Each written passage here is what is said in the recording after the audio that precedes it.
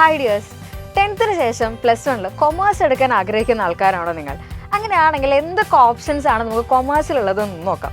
ആദ്യമായിട്ട് എല്ലാ സ്കൂളിലും കോമൺ ആയിട്ട് നമുക്ക് 3 കോർ പേപ്പേഴ്സ് ആണ് ഉണ്ടായിരിക്കുക. Accountancy, economics and business studies. ഇതെല്ലാവർക്കും സെയിം ആയിട്ടായിരിക്കും ഉണ്ടായിരിക്കുക. പിന്നെ നമുക്ക് അടുത്തൊരു ചോയ്സ് വരുന്നുണ്ടായിരിക്കുക സെക്കൻഡ് ലാംഗ്വേജിലാണ്. ഓരോ സ്കൂൾ മാറുന്നതിനനുസരിച്ച് സെക്കൻഡ് ലാംഗ്വേജിൻ്റെ ചോയ്സും മാറിക്കൊണ്ടിരിക്കും.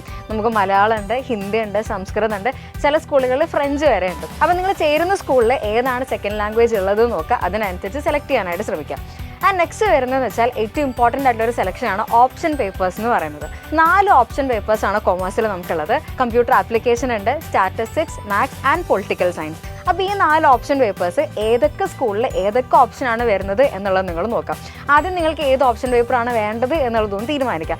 എന്നിട്ട് ആ ഒരു ചോയ്സ് ഏതൊക്കെ സ്കൂൾസിൽ വരുന്നുണ്ടെന്ന് നോക്കാം. അപ്പോൾ അതിനനുസരിച്ചിട്ട് ഉള്ള കൊമേഴ്സിൻ്റെ കോഴ്സ് കോഡ് നോക്കിയിട്ട് അലോട്ട്മെൻ്റ് ഒക്കെ വരുന്ന സമയത്ത് അപ്ലൈ ചെയ്യാനായിട്ട് ശ്രദ്ധിക്കാം. സോ റിസൾട്ട് വരുന്ന സമയത്ത് നിങ്ങൾക്ക് ആപ്റ്റായിട്ട് തോന്നുന്നത് ഏത് കോഴ്സ് കോഡാണെന്ന് വെച്ചാൽ അതിനനുസരിച്ച് അപ്ലൈ ചെയ്യുക. All the best.